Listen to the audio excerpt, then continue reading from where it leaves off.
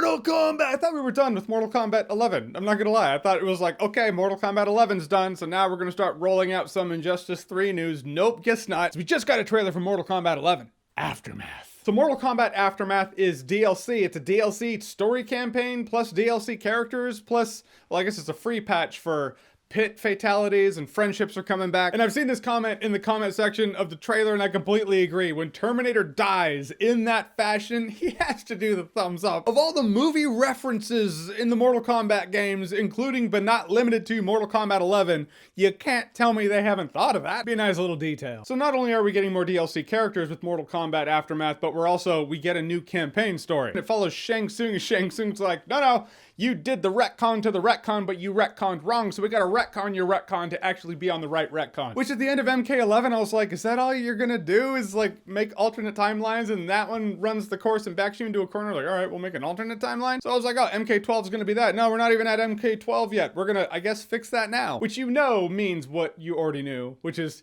characters who die, they're not dead. They never are.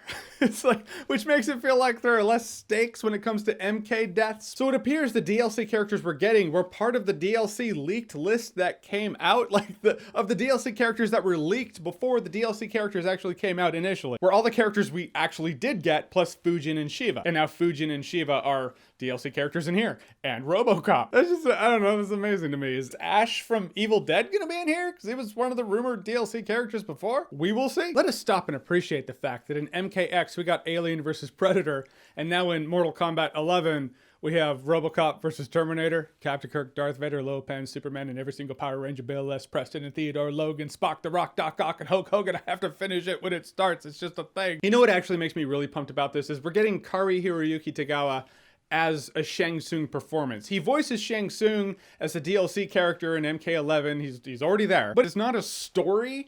We're actually getting Shang Tsung from the movie doing manipulative Shang Tsung things played by the guy who plays him in the movie, who was amazing as him in the movie. I know he played Shang Tsung in MK Legacy. I'm just saying here he's going to be doing a lot more. I don't know, I'm pumped to see that. And I can say that about Mortal Kombat 11. Mortal Kombat 11 has had some legs, whereas initially when Mortal Kombat 11 came out, I preferred X over 11.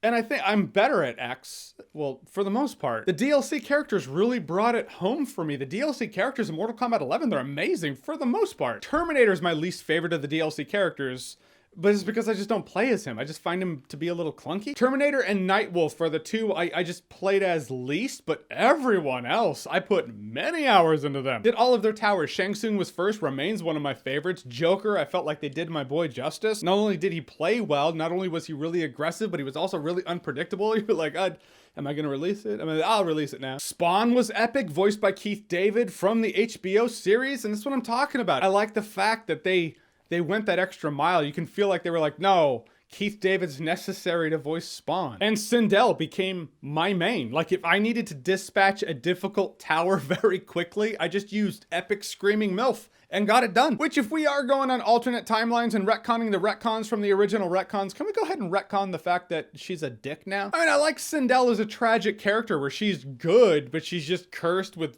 evil energy and evil magic, so that makes her bad, but in there she's still a good person, and it's the quest to release her from those shackles. But in MK11 they were like, nah, she's just always been an asshole. I didn't like that as much. So if we can retcon anything, can we retcon that? I will say with this DLC, like most all DLC, you line up the $60 package you initially got, and then you have this DLC that's $40, and the ratio doesn't seem right. It's not like we're getting 2/3 of the content of the initial release. I feel like we're getting much less. So I feel like the DLC should be much less. That's always how DLC is, and that's probably why people hate DLC. So we'll see if these initial 3 DLC characters are all we get on top of the story. Are we getting more crypt stuff? Are we getting more DLC characters rolled out? It's like, no, you already paid for it. They're free now if you paid for it. So we'll see what they do to make the $40 price point worth it. But I can definitely say Mortal Kombat 11 has kept me engaged and kept me coming back because of the trickle of DLC characters they've had thus far. I guess that's why I'm rolling with this DLC trickle. And a world where there's so much entertainment just